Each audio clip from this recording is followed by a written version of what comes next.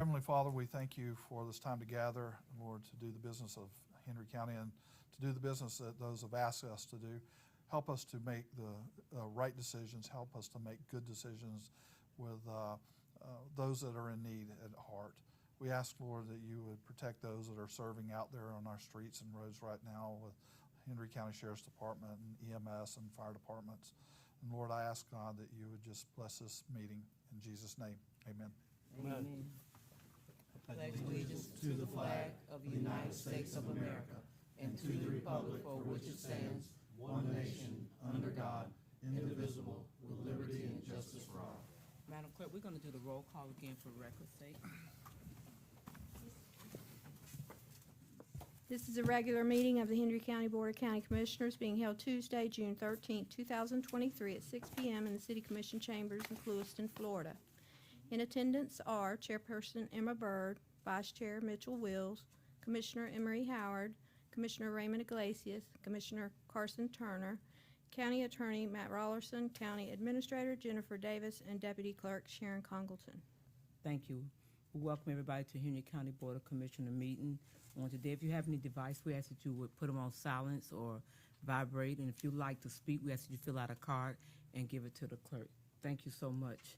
At this time, first thing up is bids. Madam Chair, Yes, sir. item 2023-06, the recommendation for the lease for Hendry Commercial Airport. Is that a typo? I should have asked about this earlier. It looks to me as if the market rate, y'all had the market rate being appraised at $5 a square, correct? Is this B? Nope, it's A. A. Yep, for the record, Shane Parker, Public Works Director, yes, it was $5, and that was the suggested rental rate. They could go below, and they were $5 off. I'm confused when you say they're $5 off. When you multiply out when you multiply it out, they went to a round number for a monthly rental rate. When you divide that by 12, it comes out to be $5 from the total yearly. From the total, the annual total. $5 on the annual total. It's $5 being off. Okay, I understand. I don't even think that's worth putting in there, is it? Hey, just letting you know. Were you just giggling when you typed that? I was wishing they would have rounded the other way. Okay. I'm looking at the 78,125. I was so confused. Well, hold on, Shane. Here's the $5. So you were engaged in that. You feel good about what's going on here. You like this. We're going to move forward with this, right? Yes, sir. Okay, I make Gotta a bring motion. an agreement back to you, though. You're going to bring it back to us, but because they got to find out who they're going to license it in and all of these different finite details. Correct. Okay, but the humans that you met with, you didn't get your shyster alarm going through the roof. These are legitimate businessmen and women or whatever, but they're ready to get after it. It's 2023. Hell, they may be trans. I don't know. The one But that there are was- people that are sitting across from you and they're ready to conduct business with us and you felt good about what's going on, correct? Sir, and the Bruce Firely, he's been in aviation, Naples Jet Air, his Yep. family's been in it. And then the John Cruz works for him as a salesman, but also as a pilot. I called the references. They said he's a good pilot, great guy. So I got nothing bad to say about him. With a little bit of due diligence, I think it'll work out, but they're going to Great. partner together in some fashion. Wonderful. Madam Chair, I make a motion to approve option A and B, authorize the staff to move forward with bringing an agreement back to us with Second. whatever entity they choose. Motion by Commissioner Turner, second by Commissioner Iglesias. All in favor? Aye. Motion passes. On the grant consulting services, Madam Chair, on item B, I just wanted to ask Emily, I talked to Ms. Davis about this beforehand, and I know y'all have your ranking and all of that stuff, but is it possible we could open this back up to allow for more entities to throw their potential desire to conduct business with us at Hendry County? The fact that we only had 3, how long was this open? A month, I believe. A month? And do you think we pushed it out pretty hard on, I mean, how I don't know how we do that, honestly. What is that process? We advertise in the papers. Yes, ma'am. And it's on our website. Got you. Okay. We did have one firm that I think Just had, pulled out at the 11th hour? well, they had inquired prior to us even opening the bid, so they were aware. Did they throw their name in the hat on this? Sure. Okay, all right. One thing I didn't say to Ms. Davis that I was wanting to say is there an option for them to be able to potentially piggyback conduct business with the EDC in the event that, you know, if it just stays like it is right now. Or here's what I'm driving at, and this is what I told Ms. Davis, and I wanted to share with you all today, is when you get into the grant writing world, obviously, you know, I use Dan DeLisi as an example to Ms. Davis. Dan DeLisi's dialed in on a number of things with state and DEP, right? But I think if Dan was going to look at an economic development grant, or he was going to look at, I don't know, a CDBG grant, he's not going to touch that world, right? Whereas I would just love for, excuse me, the name is in here. I would love for Emily and Miss Walker to be able to have a larger pool of resources to pull from. And I use the example of what Shane has. Shane, you have a sundry of our engineers that you can go to at any given moment that are on they're on the docket. We can pick up the phone and say, this is the one for road. This is the one for ditches and so on and so forth. Does that make sense, Emily? Yes, sir. Y'all dislike, hate, want to move forward with what we have, or can we, and then Mr. Alderson, can we do what I'm asking? Yeah, there's no legal impediment. We have and our solicitation allows us to, I mean, if we want to reject all the bids or open it up again, we're not. I don't know if we necessarily need to reject all. What I'm saying is I'd like to re-advertise and go back out to the table. What are y'all's thoughts, or does that make it too cloudy? Should we reject all and do it again? Yes. Okay, all right, then I make a motion. But I think that's the way to do it. Well, real quick question.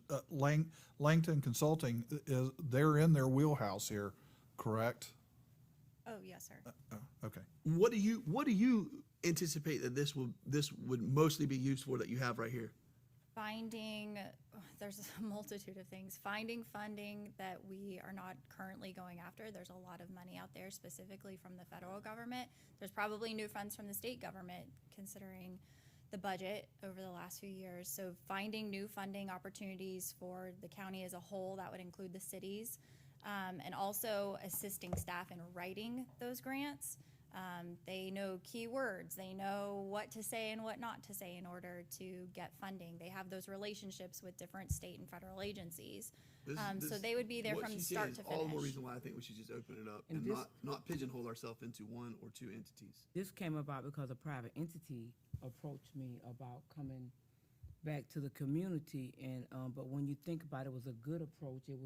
It benefits everybody. So. Yeah.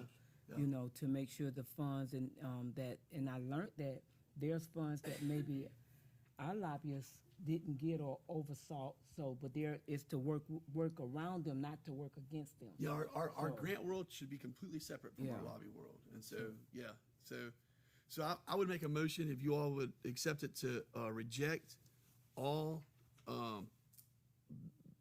proposals and re-advertise. And I'd like to go for a 45-day window, and then just I don't know if you want to. I don't think I necessarily want to drill in on it. I would anticipate, you know, we have the ranking selection committee. It looks like they went with a 1, and I would like to see a bit more detail about the tangibles that said entity or said entities will be producing. They will provide X for X cost. This is what they anticipate.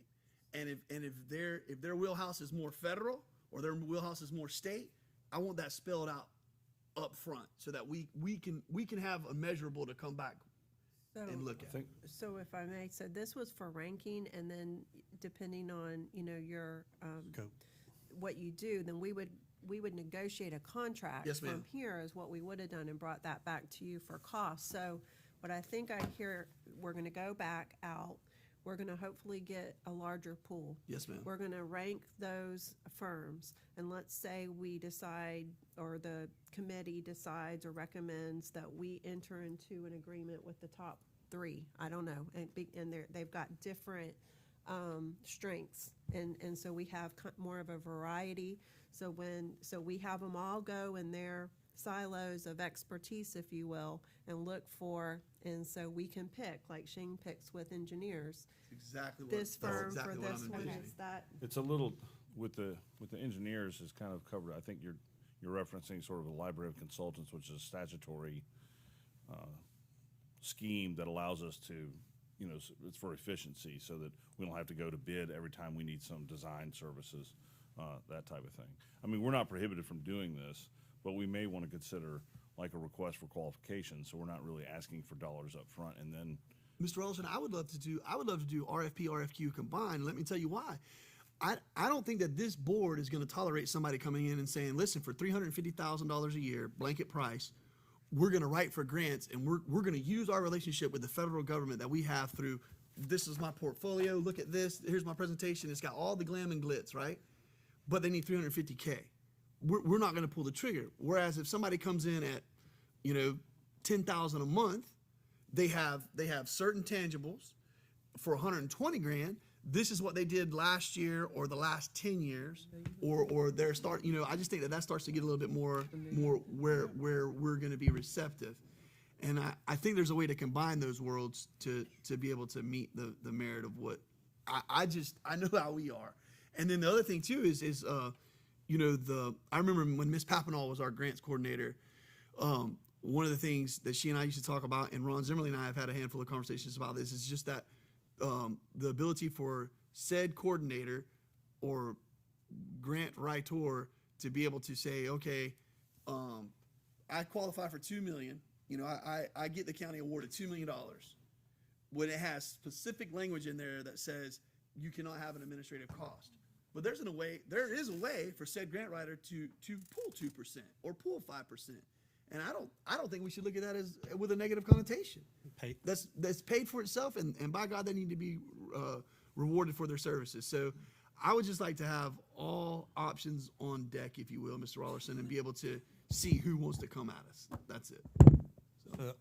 Just a couple concerns. Are we going to advertise in the same manner, or we're just going to on our website and in the newspaper? Because I would love. It's only going to get so many I would love eyes on it. to know about this because I when we walk through that center, there's every horse under the sun is in there, they're almost aggravating, you know what I mean, wanting to lobby you to get the ability to write for your grant services. Okay, then step up now. Here's the opportunity for you to be able to do that. So was this just only the top 3, or it was only 3? There were only 3. Okay. Yeah. So a lot of stuff there. I'd just like to see it, and I think, Ms. Hunter, to your point, we clearly know that there's no exaggeration. There's billions of dollars that are left on the table annually. We need to try to go after them. So we have a motion. We I'll already second had a it. I'll motion support and you. second. We already motioned and seconded. He just came back with a conversation. Okay. So motion have already passed. Thank you, Emily. Thank you, Commissioner Turner. At this next thing up at the agenda, anything like to be pulled? is there a vote? I don't have anything. Excuse me, Chair. I'm not sure. I don't recall the board That's what voting. he just said. So we're gonna motion the bids again, A and B. I think it was motion by Commissioner Turner, second by Commissioner Galais. All in favor? Aye. Motion passes. Thank you. The agenda, anyone have anything to pull? Consent? I swear there was something. I think y'all should go after more than one intern for iTech. That's just a little. I don't have to pull it or anything, but you need to go. You need to hammer them. We need to get more. Are we pulling anything? No, ma'am, I motion to need- approve.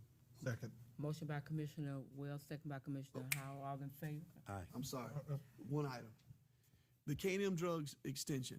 Okay. It's a 6-month extension. Yes. Y'all, that's what y'all want. You don't want to squeeze and go back and get this thing ironed out. You want 6 months. Up to 6 months. Okay, I mean, all right. hopefully it won't take. Okay, Yeah. good deal. So there's nothing that's going to hold us up from putting that back out on the streets and getting it rebid. And Right. Perfect. Thank you. Right. Okay. Thank y'all so much for the clarity. Okay, now, Sorry, that's okay. All in favor? Aye. Aye. Motion passes. Thank you so much. The awareness, I don't, I'm sorry, I don't That's think okay. if there's anybody here, I don't think there's they're any. not, but I just want to acknowledge, there's no one here. But the month of May was the National Turmoil Awareness Month, and I just need to acknowledge that, that we overlooked it last month. Just want everybody to be aware of it, the National, keep saying Turmoil Awareness Month. So I just want to make sure we acknowledge that, even though we're in the month of June, we just need to acknowledge that. Thank you so much. At this time, we're going to go down to staff report. Okay, the PACE staff report, who's doing that? Let me see. That's mine, Chairman. Okay, um, thank you. This is I don't know if you ever, I'm real simple on this one. Send your cease and desist letter. I don't even know why we're discussing this. I'll second that too. Okay, motion by Commissioner Turner, second by Commissioner Howes. All in favor? Aye. Motion passes. We're not touching it. Commissioner Shane. We're on the MSB grant easement.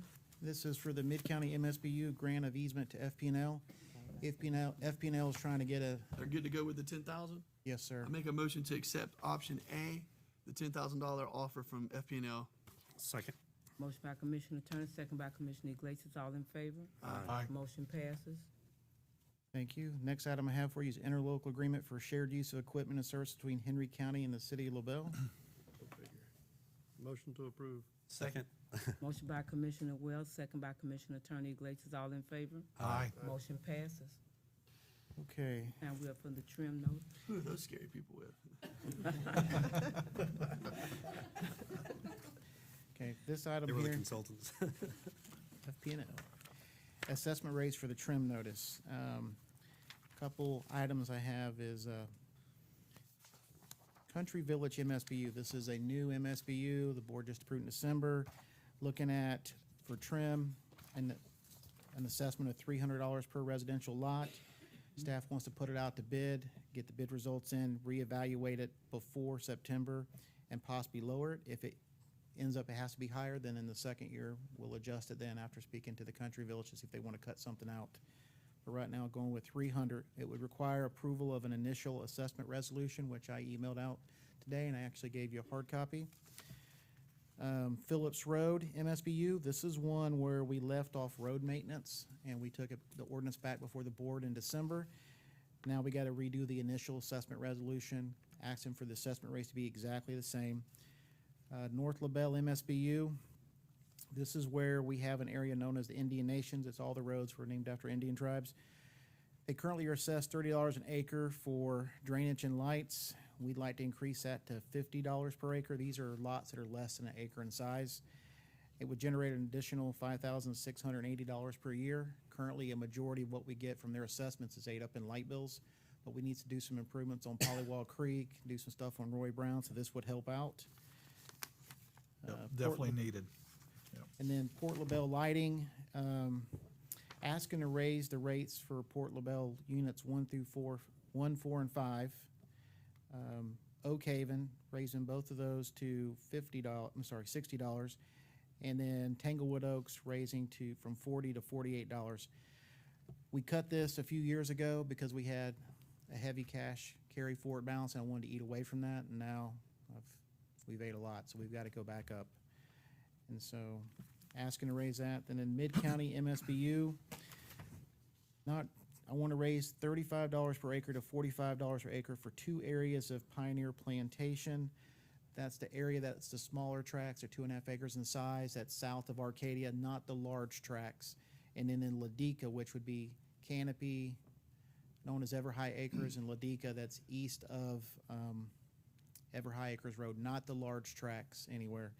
There is a section off Christopher Lane. I'd like to adjust their code because they're like 40 acres, 20 acres. They don't need to pay this increase. They're paying enough. But this is for the smaller tracts.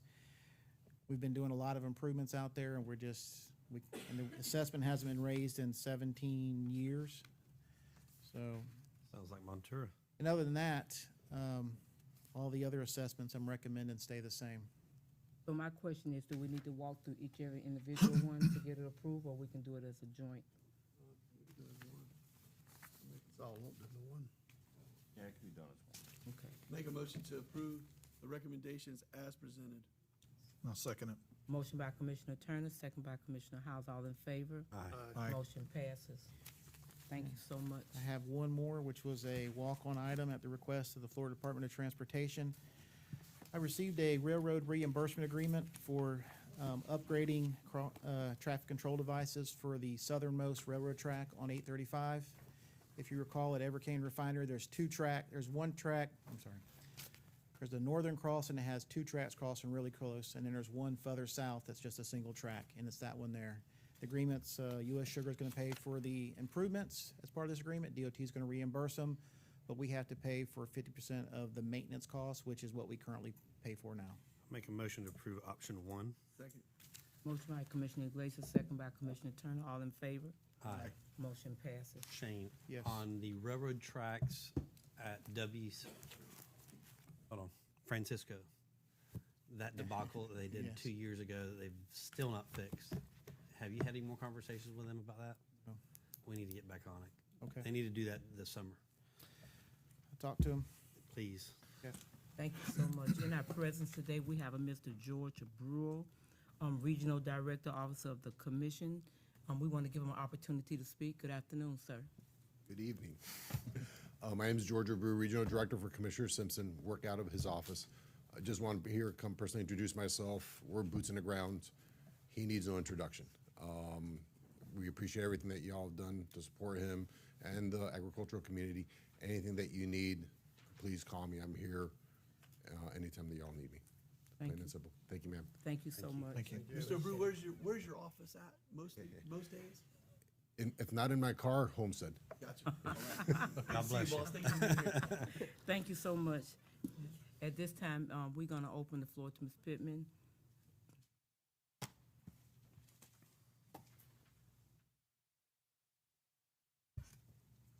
Thank you, Madam Chair. I'm Dina Pittman, Hendry County Property Appraiser, and I just wanted to clear up a few misconceptions from some previous meetings that we've had with the BOCC on our value process.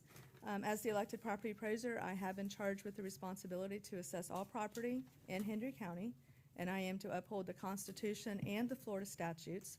To do anything less than this would be a disservice to the constituents of Hendry County, as well as a violation of the law. I ran my campaign on integrity, character, and experience, and I will not waver from that to appease any opinion of an unknowledgeable individual. And for the record, it is because of these statutes that I'm required to follow that we do have the 3% cap in place, and because of these statutes, there's a 10% cap. And you better believe that I can lay my head down at night knowing that I have done everything within the boundaries of the law to create a fair and equitable tax roll. In order to ensure the property appraiser's responsibilities are properly followed, all 67 counties within the state of Florida undergo high scrutiny by the Department of Revenue. Every other year, we partake in an in-depth study that further analyzes our data. Last year was an in-depth year. Edit checks are designed to ensure that our values are in line with Florida statute. And because I do listen to the meetings, it has been made clear that one of you either does not like that statutes are being followed or maybe feels that they are not being followed. That was me. That was you.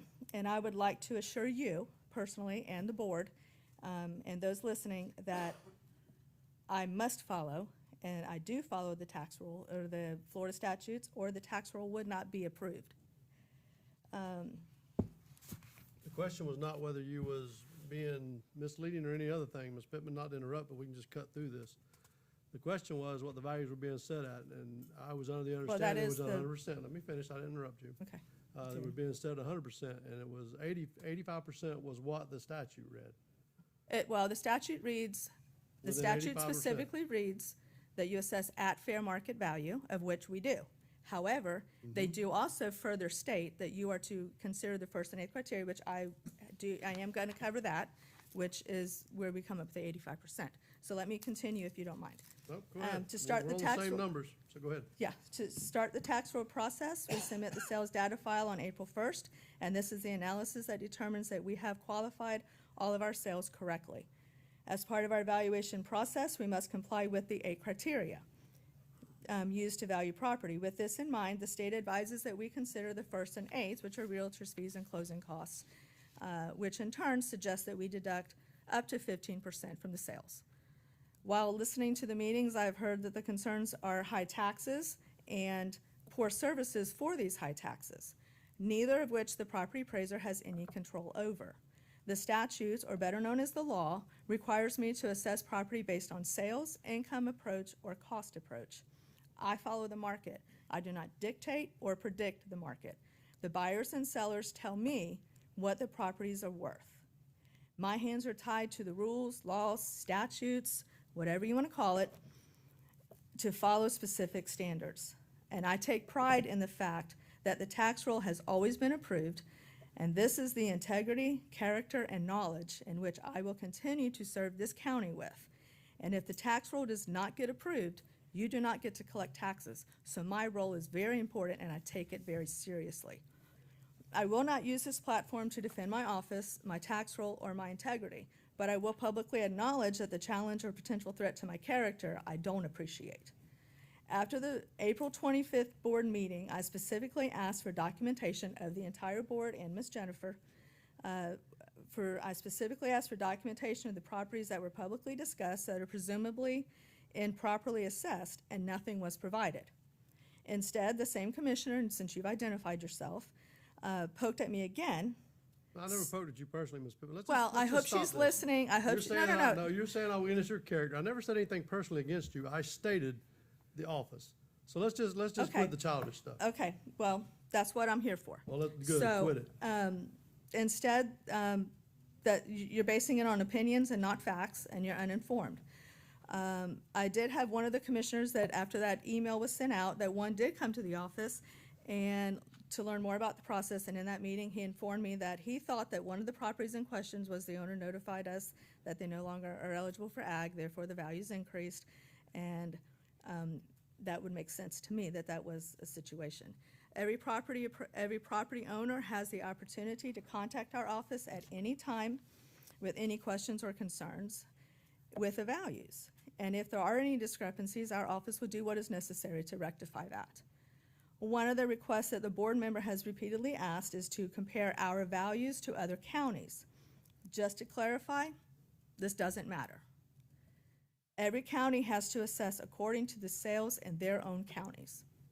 And as I stated before, all 67 counties present the same rolls to the Department of Revenue, so they're being verified and certified and approved on their values based on their sales as we are on ours. We do not compare values with other counties. That would be like trying to compare millage rates. What would you gain in comparing millages? You are not comparing apples to apples without knowing exactly what services each mill provides, the size of the budgets, and the taxable values that are used to multiply the rates with. You really have no concrete comparisons. So that goes with millage rates as well as values. Keep in mind that special districts also play a role in the overall tax bill. I would also like to point out that it is my intent to grant any and all exemptions available to those that apply and qualify for such exemptions and/or classifications.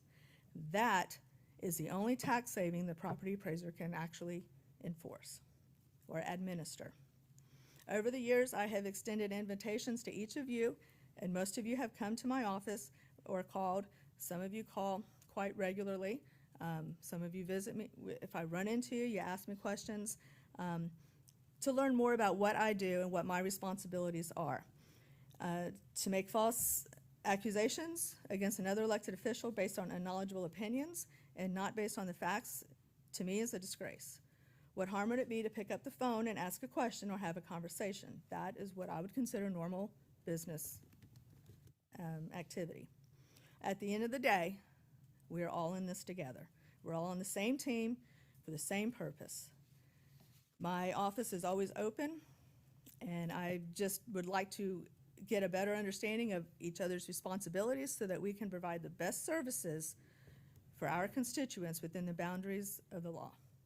And I appreciate the opportunity. I have some other fun notes and comments and just the way things are.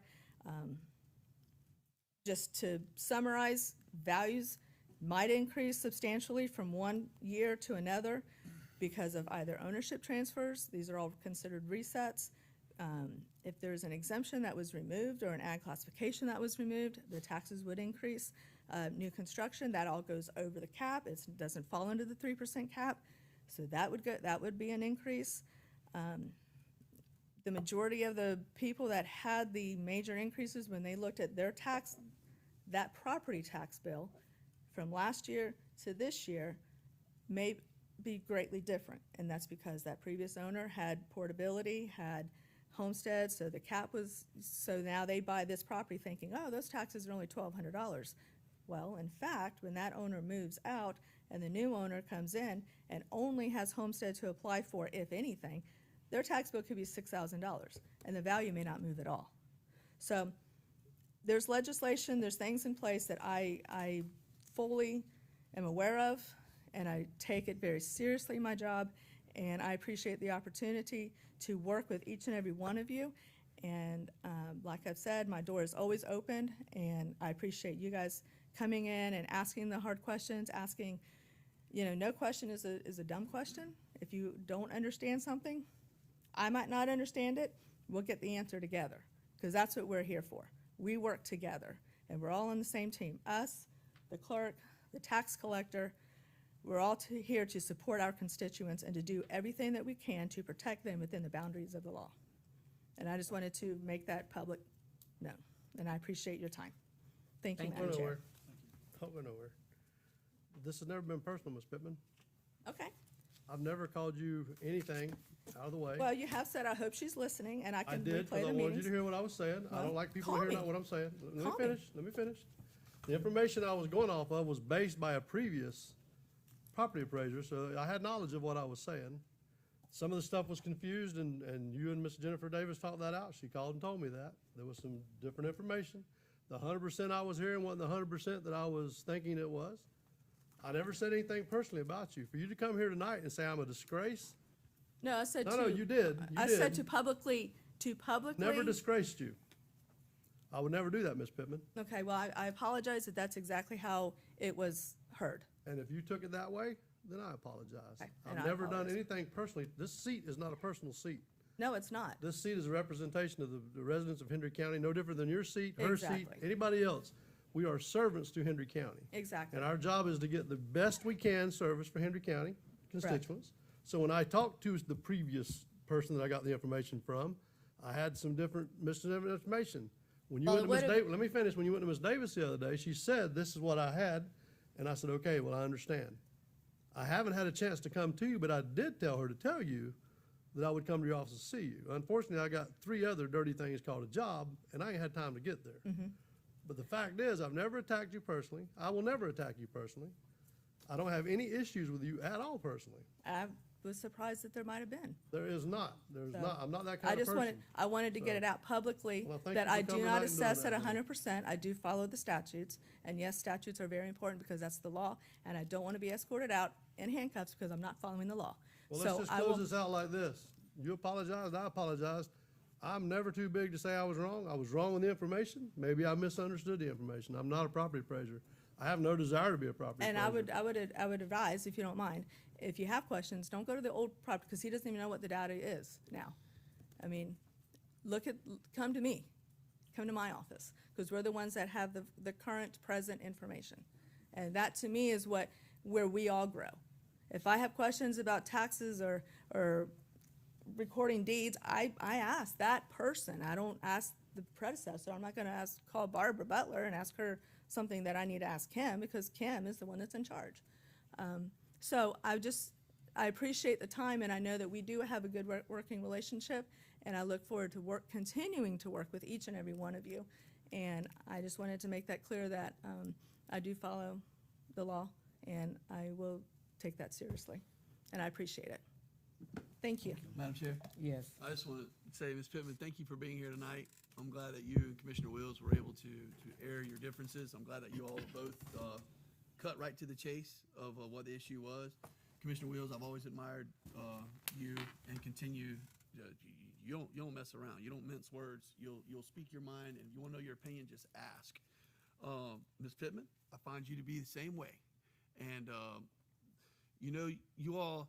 I can't stand more than anything when I talk to someone and I know exactly where they sit politically, and I walk out of there and you would swear that we're in the same lockstep. You know what I mean? It's just like it blows your mind. If people don't realize that kind of a mentality is you get nothing done with that way. You know, iron sharpens iron. I appreciate y'all having this discussion. Thank you for coming here tonight. Ms. Pittman, if I have called you, I want to say maybe 6 times, you've responded about 10 times. You know, and that's the way you run your office, and I appreciate that. So I thank you appreciate for being that, here too. tonight. Thank you. Thank you too for your comments. Anything else? Thank you. All right. Thank you. Thank you. Thank you, everybody. Any old business? You know, I was gonna make a comment, but the Lord said no, so I'm gonna follow his call, okay? So is there any old business? Thank you. This is a public hearing. Anyone from the public wishes to speak? Thank you so much. Any old reports or any old business? No? Yeah, old business. Look, Shane. oh. I'm sorry. Go ahead. Impact old fee Commissioner. study. We approved the impact fee study back in August of 2022. Draft. 270-day contract. Where Yeah. we at, bud? Another one. Draft report is due, No, next one. Stipulation. I want to say it's October, but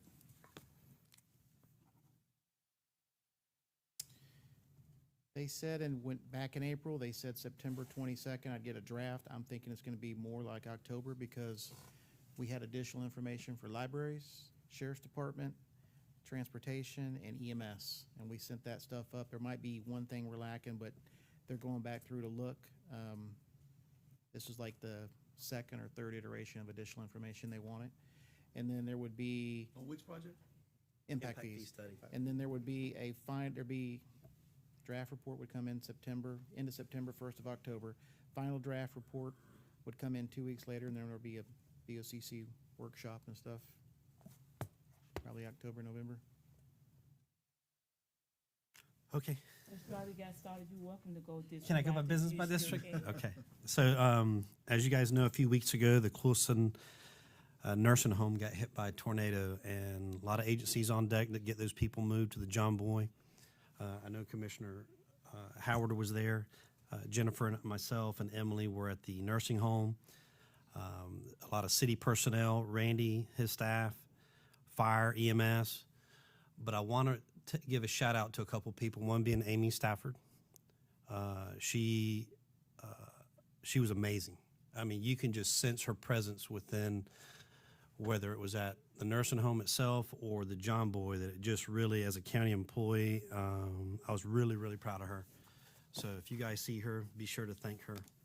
All of our staff, but she just really stood out. I also would like to thank Senator Pasadoma and Representative Mello. Senator Pasadoma was on the phone within a half hour. She had gotten word. She was in touch with Secretary Weed in Tallahassee, who runs ACA, a health agency. They had somebody on site at the nursing home before dark, and they stayed in town for a few days. Been having daily meetings, which actually had converted to weekly meetings. We have one tomorrow. But the intent is to get these people back in the nursing home where their families can visit them. Through the process, I think there was a total of 113 that were mobilized to the John Boy Auditorium and then to Lakeland. After a few days of them realizing they weren't going to get back into the close nursing home as soon as they thought they were going to, they got dispersed to Palm Beach, Pahokee, Lakeland, Lake Placid, all over.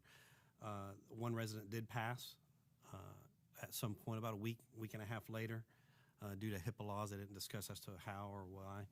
But not only did Senator Pasadomo carry a charge with ACA, but she didn't pivot it off to staff, and I thought that was really important. Carson, you've been around this a long time, and a lot of times they'll just pivot it off to next in command. She was on the phone with them daily, and that was, especially with her role as Senate President, that says something about her character.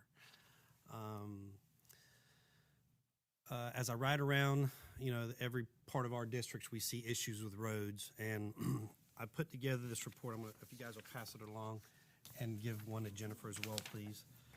This is the last 5 years of tax revenue from gas tax. As you guys know, Shane's department is funded solely by gas tax. Is that correct? Is that the way I say? As we know, especially the roads in Port LaBelle, the ones that the county owns, they're in bad shape.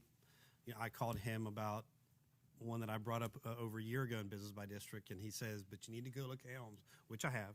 I knew about that one. My point is, if you look at the numbers, and you got to realize that we've had quite a bit of population within the county, especially growth in Wheeler Estates. We've had it in Port LaBelle and Montura. But the gas tax revenue isn't imploded, because remember, at the end of the day, it's based on whatever the rate for gas is at the time. But if you just take 5 years of a difference of 2018 of $2.4.5 million to 2.63 as of last year, that's not a big gain.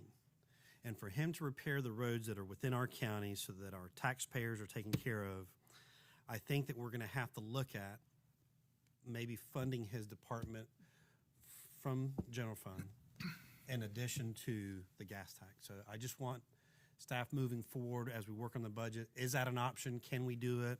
If we can't, why not? If we can, what's that dollar amount? Is it $100,000 a year? Is it $250,000? I don't know what that looks like. I just want to have a conversation with my colleagues so that you guys are aware of it, because I'm sure you're concerned about it. Carson, you've been here a long time. I don't know where that, I've heard horror stories as to where the gas tax came about, but I think we just need to have a serious talk, because at the end of the day, he's not going to gain ground. So that's all I got. Thank you, Mr. Howard. No, ma'am. I don't have a whole lot. I just got a question, Shane. Was that 1,500 you took out of the budget, was that Tommy's truck? Tommy texted me last night and says he didn't need a truck. Quote, unquote. That's what he says. Well- I don't even need one. But he said Shane does. I just want to check. That's all I got.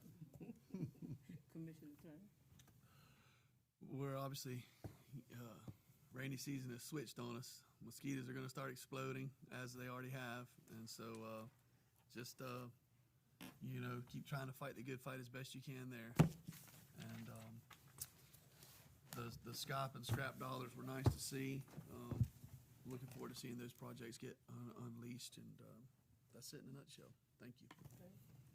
First of all, I'd like to thank everybody for all the prayers that was sent out for my family. Other than that, meeting's adjourned.